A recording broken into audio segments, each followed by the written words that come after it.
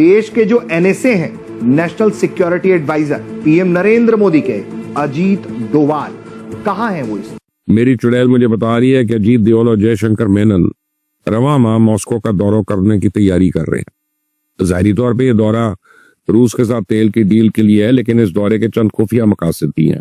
इतने पूरे अरसे में पूरी दुनिया में मतलब आप भारत एक 1.5 अरब की आबादी है, इतना बड़ा मुल्क है। इंडिया ने ये फॉरेन ऑफिस की तरफ के उनके बयान आया था कि वो रशिया से तेल खरीदने की इस वार्निंग के बावजूद ट्रंप की कि मैं पेनल्टी लगाऊंगा, उन्होंने कहा हम तेल खरीदते रहे। भारत ने अमेरिका को एब्सोल्युटली नॉट कह दिया है और ये भी कहा जा रहा है कि पाकिस्तान को भारत से अपनी खारजा पॉलिसी को कुछ सीखना होगा। हाई प्रोफाइल टारगेट को जिसको ऑलरेडी एक कार बॉम्ब में कत्ल करवाना चाहता था, वो हाई प्रोफाइल टारगेट है, आपको पता है। मैं दावे से कहता हूं कि अजीत डोवाल और जयशंकर मेनन सदर पुतिन से SU-57 स्टेल्थ तैयारे और नए S-400 या S-500 सिस्टम्स की भीख भी मांगेंगे। आप क्या चाहती हैं ऐसे हम किसी पाकिस्तानी शहरी को? तो सर क्या करें सर, आरती उतारे उसका हारपुल पहनाए उस आदमी ने जो काम किए हैं उस पे सजा तो मिल गई ना, सजा में। सर ये सजा नहीं है ना सर, बात वही है ना, इस सजा नहीं है ना। कि वाकई अगर आपने खारजा पॉलिसी सीखनी है तो भारत से सीखनी चाहिए, जिसने सऊदी अरब के साथ भी ताल्लुकात को मिसाली रखा है, जिसने ईरान के साथ भी ताल्लुकात को तवाज़ुन में रखा है, जिसने अमेरिका के साथ भी ताल्लुकात रखे हैं, जिसने रशिया के साथ भी ताल्लुकात रखे। ये सजा तो तब होती जब वो प्रॉपर उसके ऊपर केस चल के उसको जेल में डाला जाता, जैसे इमरान खान को जेल में डाला है।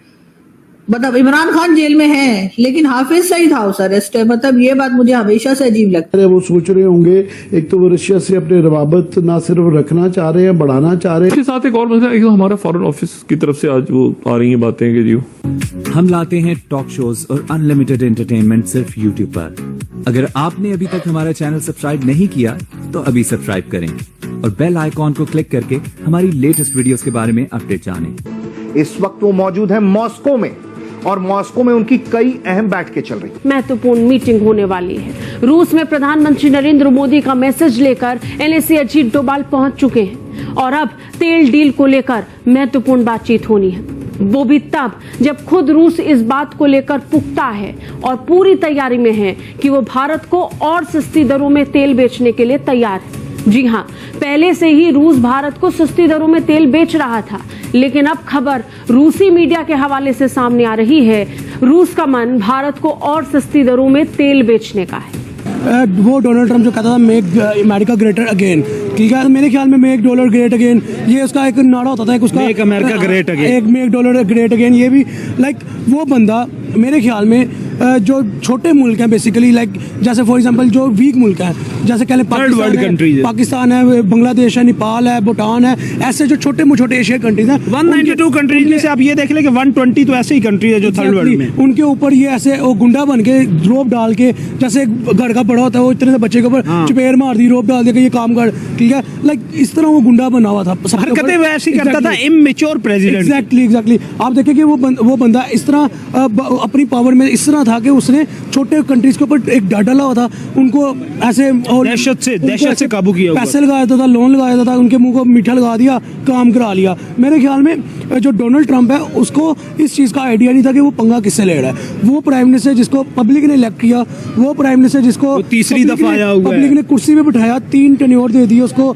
उस 3 टेन्योर के अंदर टेन्योर की जरूरत गुजरात में प्राइम मिनिस्टर ने कहां से इंडिया को उठा के कहां पे बिठा दिया। मनमोहन सिंह के जब टेन्योर खत्म हुआ तब क्या थी इंडिया की? कुछ भी नहीं था इंडिया, इतना कोई ऐसा पॉवर्टी लेवल क्या एग्जैक्टली इतना कोई ऐसा इंडिया की कोई एक रोब दबदबा नजर नहीं आता था। लेकिन जैसे ही नरेंद्र मोदी के पहला टेन्योर खत्म हुआ, दूसरे टेन्योर के अंदर जैसे इंडिया ने ग्रोथ रेशो पकड़ी, ग्रोथ रेट जैसे इंडिया का बढ़ा, फिर फॉरेन अफेयर के फॉरेन लेवल पे जिस तरह इंडिया ने एक मजबूती के साथ खड़ा हुआ, सुषमा स्वराज को रिप्लेस करके डॉक्टर एस जयशंकर आए, उसने तो जमीन से उठा के इंडिया को आसमान पे पहुंचा। यही मैं बात करने लगा था कि आप देखिए कि एकदम से चौथी इकोनॉमी बन जाना, ठीक है, फिर तीसरी की दौड़ ऑलमोस्ट तीसरी बनने वाला है, ठीक है, फिर जापान को 2 वीक्स 4 वीक्स में बीट कर देना, फिर चाइना की बराबर में made in China made in India exactly ये जो चीजें पॉइंट्स है ना, वो बेसिकली एक खुद मुख्तार कंट्री के पॉइंट्स होते हैं। कुरेला पाकिस्तान भी आए हुए थे, उन्होंने क्या कहा? उन्होंने कहा Pakistan is a phenomenal counter terrorism का पार्टनर है हमारा।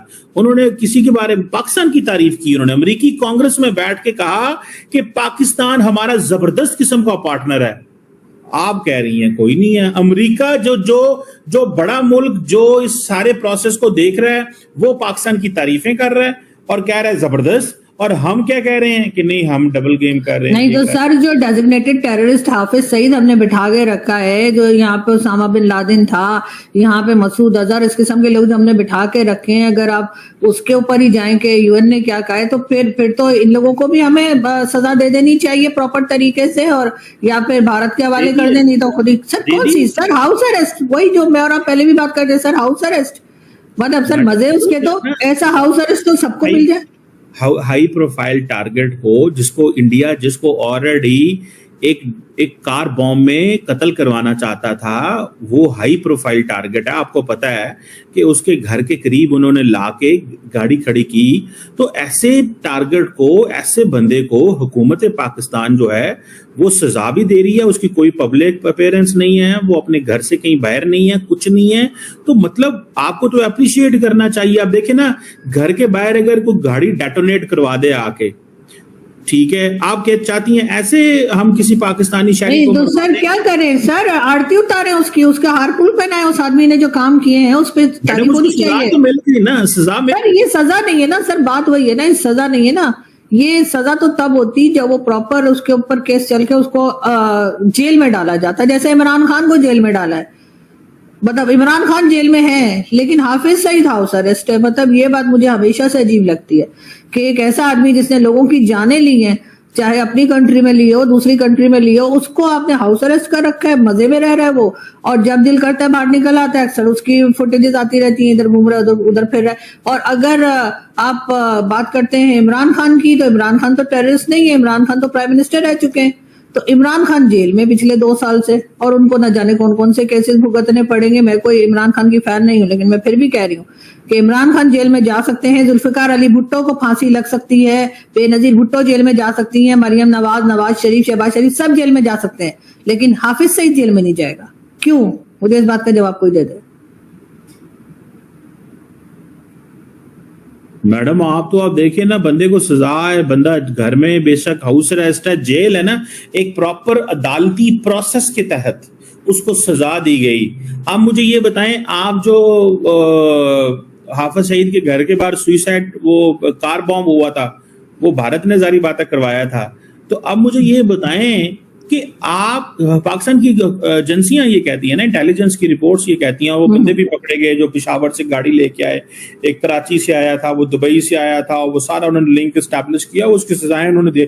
उन बंदों को भी सजाएं हो गई हैं जिन्होंने वो गाड़ी डेटोनेट की थी।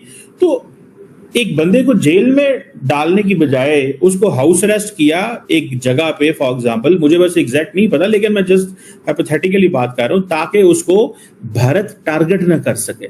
लेकिन सजा कोर्ट से हो गई हुई है and nobody has an issue. America को कोई प्रॉब्लम नहीं है। जेल में डाले ना, जेल में डाले, भारत क्यों टारगेट ना कर सके? भारत वो जाके भारत में अपने लोग भिजवा के वहां पे लोगों को टारगेट कर दे, वो कोई बात नहीं, वो बड़ी इंसानियत दिखा रहा है। लेकिन उसको ऐसे बचाया जा रहा है जैसे वो कोई हमारा न्यूक्लियर साइंटिस्ट है जिसने कोई एटम बम बना के हमें दिया है। यानी कि हमारे यहाँ न्यूक्लियर साइंटिस्ट, यानी कि वो जो हमारे डॉक्टर कदीर खान थे वो भी हाउस अरेस्ट थे। मतलब उनमें और हाफिज सईद में कोई फर्क नहीं है, दोनों हाउस अरेस्ट है सारी जिंदगी। तो आपको ये वीडियो कैसा लगा कमेंट बॉक्स में जरूर लिखिए। इस वीडियो को लाइक कीजिए, शेयर कीजिए, सब्सक्राइब करना ना भूलिए आपके चैनल EFC को। मिलते हैं अगली वीडियो में। जय हिंद।